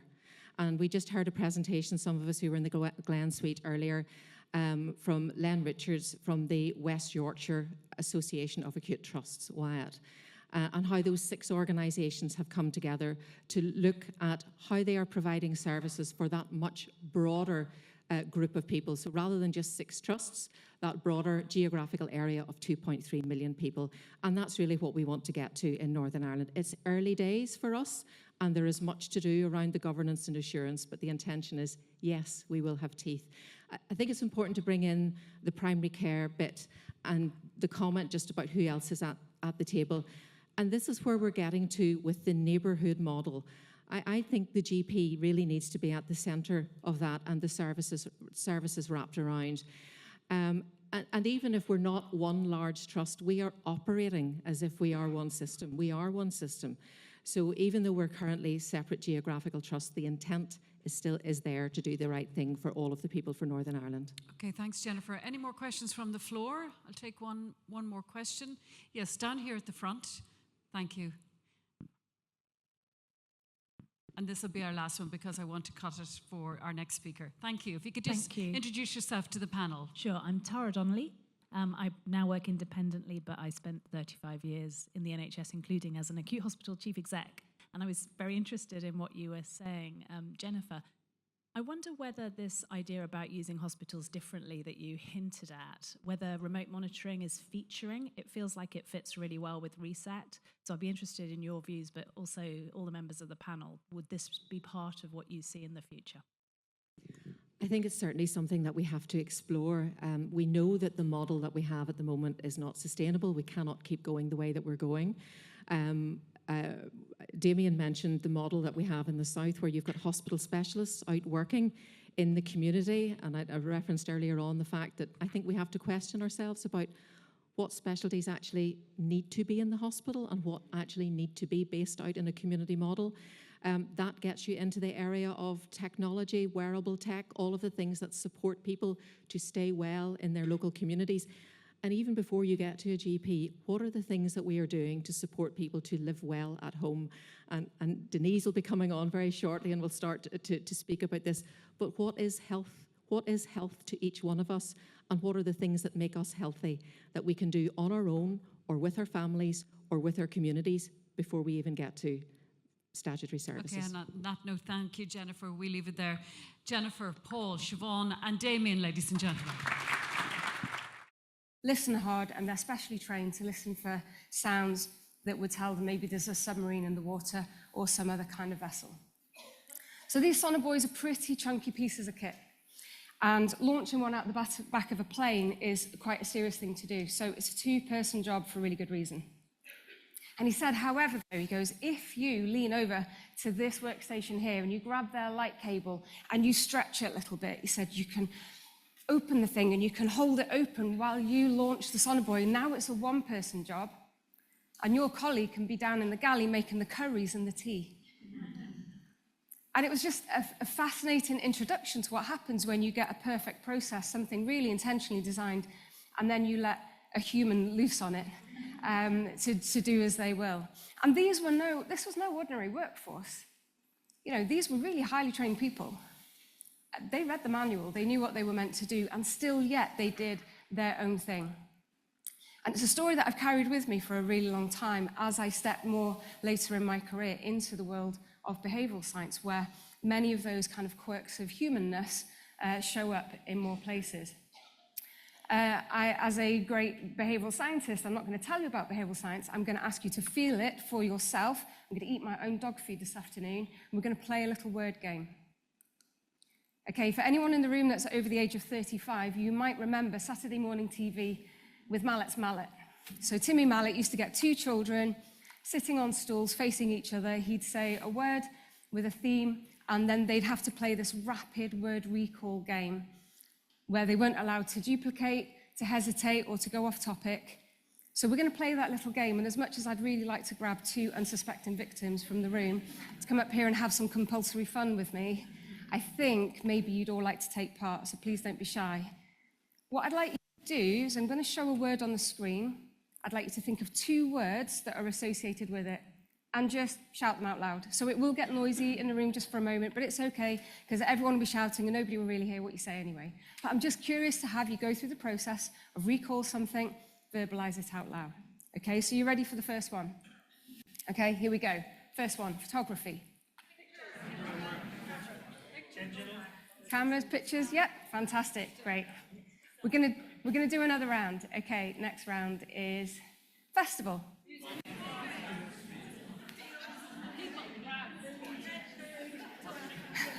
It's funny, I didn't hear anyone say Portaloos. And what I know about memory is that it's the most emotional, vivid, and it doesn't matter whether it's good or it's bad that comes back, but you must have erased Portaloos from your minds.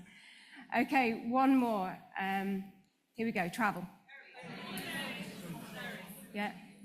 The first one that I heard was aeroplane, and it's entirely possible, apart from the fact that travel and aeroplanes are connected, but I was just talking about planes, so you might have actually been primed by what I was just saying before. This is a great example of the availability bias, which is our brain's ability to rapidly recall something that is related. It doesn't mean it's the most accurate answer, it's just the one that sprung to mind the quickest. Okay, what do you think when you hear me say, I see you, baby, shaking that ass? Apart from that, I'm a bit of an idiot. Sorry, what was it? The Megane. I love this, right? The Renault Megane, the car with the big booty. It was European Car of the Year, get this, in 2003. That advert came onto our screens in 2003. It had left our screens by 2005, which means that for 20 years, you haven't been reminded of that. But any room I say that to, no matter how big that room is, someone goes, it's the Megane. I'd like you to put your hands in the air if you set more than one alarm in the morning to wake up. Okay, hands in the air if, when you set those alarms, you set them to a 0 or a 5. Despite the fact you could pick any number available, but it's got to be a 0 or 5. You couldn't possibly get out of bed on a 3. Okay, hands in the air if you sleep on the same side of the bed every night. Hands in the air if about a third of your inbox is full of things like newsletters and subscriptions and stuff that you're never going to read, you don't read, you haven't quite got round to cancelling yet or unsubscribing from. Okay, hands in the air if you really like watching sport on TV and you find yourself sitting on the edge of your sofa, leaning this way and that way, because somehow you feel like from the comfort of your front room, a little sideways action is definitely going to make that ball go in hundreds of miles away. You're going to have help in the outcome here. Yeah.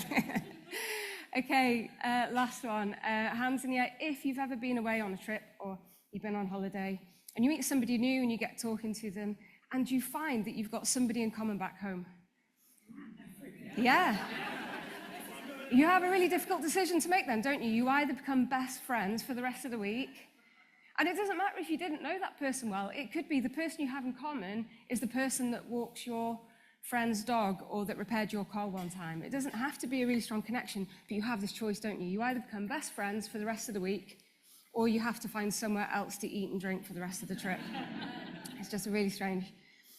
Okay, some of the stuff that we've just been amused at are some of the interesting quirks of nature that happen at the intersection of two parts of our mind. So we've got the thinking mind, the bit that we're aware of, and then we've also got this supercomputer, subconscious, unconscious, emotional mind, which actually runs most of the show. And the stuff that we've just been amusing ourselves over are some of the quirks that happen in that intersection. So some of you might have heard of the late Daniel Kahneman and his book, Thinking Fast and Slow, obviously a very famous publication. He and his long-term collaborator, Amos Tversky, won the Nobel Prize for Economics back in the 1970s for their work on prospect theory.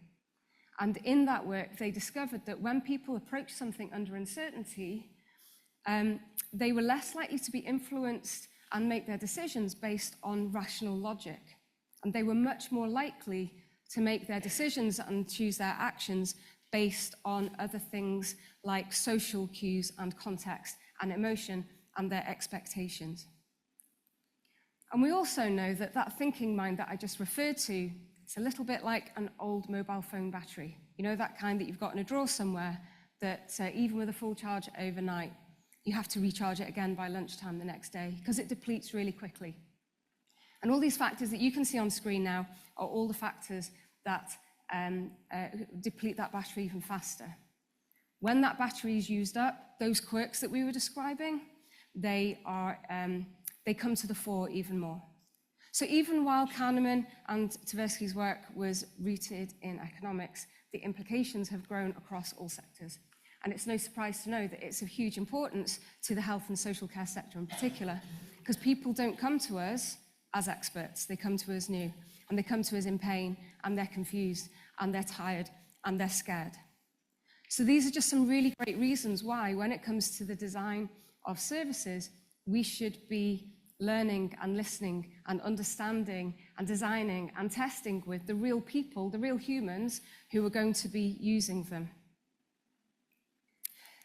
You've seen reference to this today. I'm sure the new publication that's launched today, co-produced by the Northern Ireland Confederation for Health and Social Care and the Patient and Client Council. The People's Partners document. There are some copies of this around today, but they're also in your conference guide. I think it's page 23. You'll see a QR code from which you can scan and get access to the online copy. This document makes a really compelling case as to why we should be doing much more with people as partners, designing and engaging with people and making sure that they are right there with us at the point where we're designing policy and designing services. When people are more engaged and when they're involved in the creation of something, you don't just get better services. You get better engagement and better adherence, you get better outcomes. When people get to see behind the scenes, they get to understand more of the constraints that we face, but they also, more importantly, get to see the system for what it is. It's not this conceptual, nebulous, anonymous, hazy concept. It's real people working really hard every day to improve the lives of others. So please, I encourage you to have a read of this document and to refer to it too. You might have also heard some points today embedded into the Reset Plan is this need to create a new social relationship with the citizens of Northern Ireland. Mike Farrar, it's funny, you know, I've been saying your name right all these years, and after you had to say it this morning, I'm now second-guessing myself. Mike Farrar, the Permanent Secretary, described this morning this, he referred to the Wigan deal and how the citizens of Wigan really came up in force to create a new type of relationship that they had with their local authority. And we want to do something similar. So at the moment, with a working title of This is Health, you might not see much about this, but you will see some over coming weeks and months. A massive plea from me to you is that as you see this, please take a chance to participate and be involved. But the first step in This is Health is to broaden the horizon of what we think of when we think of health. A bit like that word game that we played at the beginning. If you were to ask most people, including yourselves in this room today, what health is, the chances are that that availability would kick in and you'd suddenly think of the most extreme or kind of more over to the pointy end of health and care. And if you were to ask citizens the same thing, they might think similarly. They might refer to an appointment they couldn't get, a time they needed emergency care. They might be thinking of surgery and consultants and medicines. Yeah, a massive plea from me that if you get a chance to take part in This is Health, please say yes and please do. It's quite scary to think about working with the public in this kind of way if it's not something that comes naturally to you, if it's not something that you normally do. The first thing we have to do is to think a little bit differently about the people that we're engaging with. So again, I'm going to do one of those quick hands in the air. Hands in the air if we heard from Matthew Taylor earlier who said he likes park run. Does anyone in the room like to run? Okay? You're out running somewhere, you see another runner, they run by, you acknowledge, don't you? You nod, you say hi, they keep going. If you like walking, you walk in the countryside, you see another walker, you probably say good morning, hi. You don't know them, but for some reason you feel compelled to say hello. I gathered I used to ride a bike, and when I used to ride a bike, I'd ride down the road, and if I saw another cyclist coming towards me, we'd nod at each other and say hello. But only if they also had racing handlebars. If they had straight bars, I'd completely ignore them because we have nothing in common at all. What I'm describing to you is, in my world, is known as the in-group bias. It's a social cue that we take, it's super quick, and it's a shortcut that tells us whether the person that we're talking to is somebody that we should like and should trust and should listen to. And any way in which we can see something that we've got in common with them, hence the example before as well, when you're on holiday and you've got a person in common, it creates that extra pull. And at the moment, there are so many ways in which people see themselves as outside, because this construct works in two ways. It's stronger when you're on the in-group, but any way in which you can demonstrate to somebody that they're in a different group to you, it creates weakness and it creates mistrust. So the first thing we have to do is find things that we've got in common that will bring us together. Now, I've worked in user-centered design now for over 25 years, scary thought. And one of the most common objections I hear when we talk about this kind of approach is they say we couldn't possibly ask people what they want because they're going to want the moon on a stick, we're not going to be able to deliver it, and then they're going to go away disappointed. First off, we don't actually ask people what they want. It's not the question that we ask. What we do is we listen and we understand and we ask enough questions so that we can find out what they're trying to do and what it is that they need. And in 25 years, nobody has ever, let alone asked for the moon on a stick, or indeed needed the moon on a stick. The kind of things that people actually need tend to be a little bit more modest. They need things like, I need to not be in pain. I need to have a plan and have confidence in it. I need to know what the next steps are so that I can tell my family when I'm asked. I need a parking space for my appointment. You know, I need to know what's going to happen if things go wrong. I need to be treated with dignity and respect. I need to not have to repeat myself over and over and over again to all the different people I meet along the pathway in the different organisations. I need to not have that gnawing sense of anxiety that's growing because somehow in the middle of all this, I became personally responsible for navigating this complex system, and I'm new here and I don't know how to do it. And I'm worried that if I misstep, things will go wrong. I need to feel significant. And by significant, I don't mean super important, I literally just mean seen. These are the kinds of moons on a stick that we're referring to.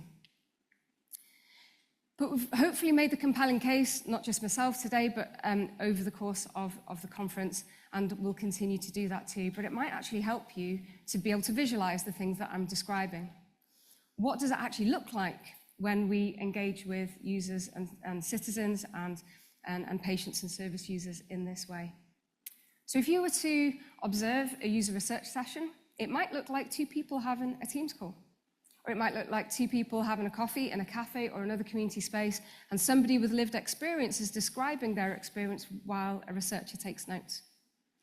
It might look like a usability test where some service users, some people are being observed interacting with a screen or a system or an app or even some paper-based information, and they speak out loud as they go so we can understand what it is that they're thinking and doing, and we can spot those bits where they get stuck and what we need to improve. If you were to walk into a co-design session or a focus group, the first thing you'll notice is the noise. People talk, they lean in and they get engaged.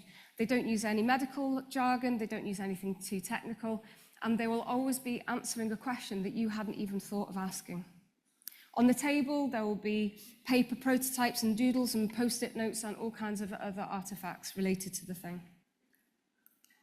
I did a piece of work recently in Barnsley with the dementia service. And the service wanted to be able to support people better at point of diagnosis. So we got to meet lots of people with dementia and their families and their carers and the support system around them. And one of the things we learned really quickly was that dementia carries a really heavy admin burden. So people have got lots of stuff to manage. They've got lots of appointments, and they've got lots of medication and prescriptions and health visitors and other people coming to the house, and they need to keep a track of changes and symptoms and questions to ask, and it all feels a little bit overwhelming. Every person we spoke to had some kind of wall chart or calendar somewhere prominent in their homes where they tried to capture all this information. And there was a lady that we spoke to, and she told us that while her father had had dementia, she learned after the event that she could have claimed for carer's allowance for 4 years.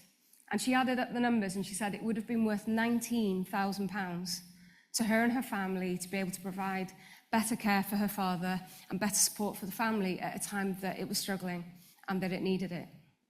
And now her mother has dementia too. And she's responded by writing a book, and I don't mean authoring a book, I mean a notebook, a black notebook. And I'm doing this because it's It's a thick book now because it's been added to. And in it, she wrote almost like a handwritten instruction manual for how to get a carer's allowance, how to get a council tax rebate, how to get your blue badge, the resources that are available at the local library, the contact details for the memory service and other key partners, all sorts of stuff that has gone in there. And in their local community support group, this volume has become a lifeline, and it gets handed out to people, almost like an introduction manual to new families. So the service commissioned the design of a calendar and a journal. Seems really lo-fi, doesn't it? And we worked with this group of people, and what you can see on the screen there is the output of one of our design sessions with them, where we were testing what we referred to as our alpha calendar. This was where we'd put a first design together, and they interrogated it and sort of pulled it apart a bit and gave us some feedback on how to make it better. Here's the thing, that service would never have found those answers had we not uncovered all that lovely learning and insight and rich honesty that we got from working directly with those service users. Another example in Health Innovation Manchester and their virtual wards programme. Hopefully familiar with virtual wards, but you may not be. This is where somebody is in hospital, and normally they'd stay a little bit longer, but they can go home a few days earlier if they take kind of a briefcase of equipment home with them, which is full of monitoring devices that they wear. And those monitoring devices relay data back to the hospital team who support them. And while it was working, they weren't having the kind of uptake that they were hoping for. They weren't getting the kind of numbers that they needed. So rather than just shout a little bit louder and tell the clinicians they were being badly behaved and telling patients that it was their duty, they decided to do a little bit of a deeper investigation. And what they found was clinicians said they didn't feel powerfully onboarded. They couldn't talk with authority about the virtual wards programme. The knock-on from that was that when they described it to patients, they did it in that kind of very half-hearted way, in a very vague way, and it didn't instill confidence in the patients and their families that this was something they should do. For patients, the message was, we need your bed, and for all the right reasons. This bed has to be something that a poorly person can have, and you can go home with this monitoring equipment. And by using the bed need as the key message and the key driver, it created a feeling of scarcity, which basically meant that people wanted to hang on to it a little bit longer. They were worried, what happens if it goes wrong, and then I can't come back. Two really enlightening conversations in that piece of work, and they were both of people who took part in the virtual wards, and where it had kind of gone wrong, but in a really good way. One chap had a phone call from the service, and they said, we noticed we haven't had any data from you in the last hour. And it turns out he just hadn't recharged the kit properly, and it had, the juice had run out. Am I still on? Yeah, there we go. And there was another guy who said he got a phone call from the service saying, we've noticed that your body temperature has increased. Is everything okay? And he said, I was sitting in a massive beam of sunlight next to a huge bay window in my home, having a cup of tea and feeling pretty pleased with myself. And he goes, but the best bit was, those two people then said, wait, it's working. The system is working. It gave him loads of confidence that it worked. So the outcome of this was a different type of onboarding process for clinicians and a campaign that we co-designed with all the people that we spoke to about how to communicate the value and to be able to give people informed decision when it came to virtual wards. There's a lady that I used to work with at NHS England. She used to have this sign by her desk, and it was X number of days since the last Velociraptor incident. There were a surprising number of Velociraptor incidents at NHS England back then. They possibly still occur. She now leads massive transformation programs over in North America, and the sign by her desk now looks a little bit more like this. It has been X number of days since I last participated in primary user research or observed or put myself where service users are in some way. She feels like if the numbers get too big, she feels disconnected from the people she's doing the work for. So a question for you is, what's your number? For many of you, it'll be 1. You will have literally interacted with service users in the last day. Maybe not in the way that I've been describing, but you'll have had that kind of interface. And for many of you in the room, it'll be a considerably bigger number. Our GDS, which is the Government Design Service, recommends best practices about 2 hours every 6 weeks, that somehow you put yourself in the path of service users so you can learn to understand them better. And I don't profess to mind read, but I might be hearing some of you thinking, well, that's all very lovely, but I don't know how I'm going to fit that in. Because that battery that I showed you earlier isn't just your service users, is it? This is you too. You know, you're all working furiously hard under complex conditions, drawing on willpower and doing your absolute best. But I'm still going to ask you to do something. But I'm going to ask you to start small. We heard earlier about baby steps. Over the next week, my challenge to you is go somewhere where service users are. Just pay attention. And you don't have to listen to solve, you just have to listen to try to understand a little bit more. Maybe call up a colleague in another part of the service and ask if you can come and sit where they are and you know, kind of be near to where service users are coming in. Maybe you could speak to your community teams and ask if you could shadow a team for half a day. Maybe you could speak to community transport and ask, it's possible to do a ride along sometime. Whatever it looks like, put yourself where service users are and pay attention. If you're creating something new, ask yourself who it's going to impact and how you can get them involved as early as possible in those conversations so that you don't miss something important early on. And if you're doing something even really small, maybe like a new form or a new information leaflet, just very casually ask somebody, would you mind, could you give me just a couple more minutes? I'd love to show you something we're working on and we need your perspective. Would that be okay? And I'm sure that people would be willing to help. Any way in which you can connect with service users. And then my final point is, the other thing, in the next 2 weeks, please do read that document. And if you see this as health, as I said before, please say yes. But yeah, my final point is, you don't have to wait for permission to do this. No one's going to come along and say, we're going to hold a user-centered design masterclass, and only once you've got your certificate can you start listening to what patients need. Let's get started, let's do this, and let's one baby step at a time and one interaction at a time start to work more closely with our service users, becoming partners with us. Thank you very much.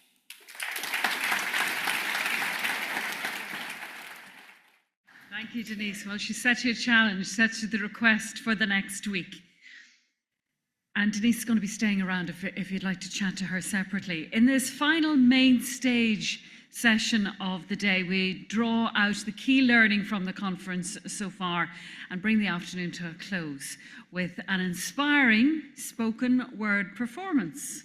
So let me introduce to you now, put your hands together for Heather Moorhead, Director of NICON, and Sean Fitzsimons, Mental Health Advocate.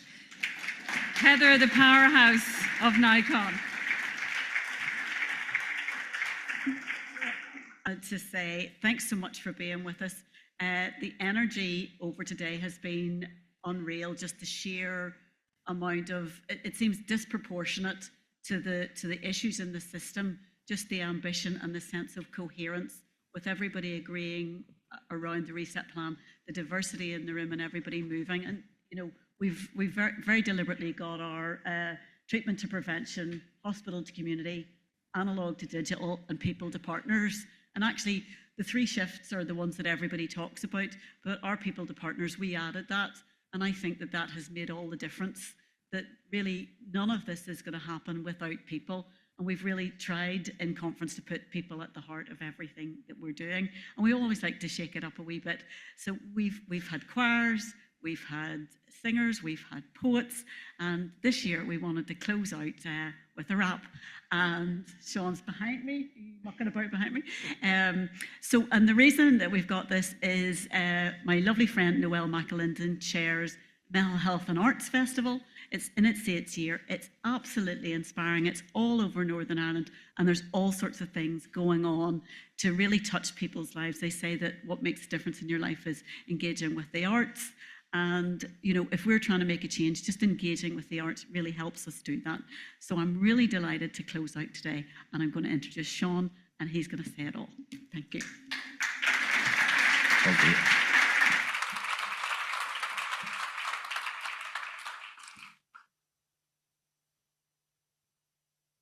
As I sit in silence, I contemplate political violence that I've witnessed. The north of Ireland is definitely top of the hit list for a political lobotomy of its anatomy. It's sad to see these cheerleaders, fear leaders, soul leaders lead the people astray. Whatever happened to building better days, changing old patterns and creating new ways? Not much has changed in my view. This may not be true for you, but we've still got the walls, from the Shankill to the Falls, and all the other walls. It's like living in a maze. On the upside, there is a tourist craze. Stars will shine and curious minds will find a way. Stars will shine and curious minds will find a way. Wow, you give us the big balls. Victoria Square's far from fair. That only suits the minority with a majority of the land and the money. It's not fun or even funny. There may be less bombs and less guns, but I see proof that we're losing our youth faster now than ever before, faster now than when there was war. Drugs and suicide are ripping families and communities apart. How do we heal? Where do we start? I would say invest in the people, invest in the arts. It's the quickest way to heal a heart. Invest in the skill of cooperation. I guess that's how you build a healthy nation. Stars will shine and curious minds will find a way. Stars will shine and curious minds will find a way. We, the people, need a non-violent revolution to find solutions to this political pollution. These institutions are rotten to the core with post-traumatic stress from war. It's heartbreaking, soul-shaking when I hear of another young soul taken, his or her own life, with the dope, the rope, or the knife. These things could be avoided if people weren't being exploited by a broken system that's not listening. Some in power may see these things as trivial, but cooperation's needed for human survival. Stars glisten in the night. Stars stand up and fight. Stars will shine and curious minds will find a way. Thank you.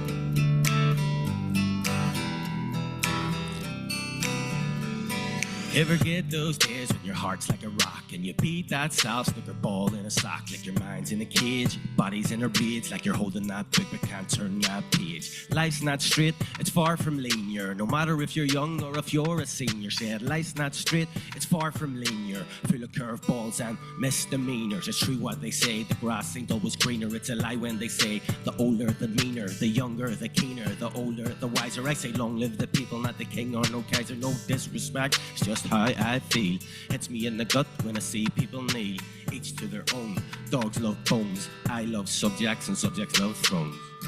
Life's not easy, no matter who you are. Said life's not easy, no matter who you are, but you gotta keep pushing if you wanna go far. Gotta roll with the punches and go pound for pound. If you wanna get up, you gotta knuckle down. Stand up tall and go toe to toe. Try different things if you really wanna know. Always remember, we reap what we sow, so always remember. Life's not easy, no matter who you are.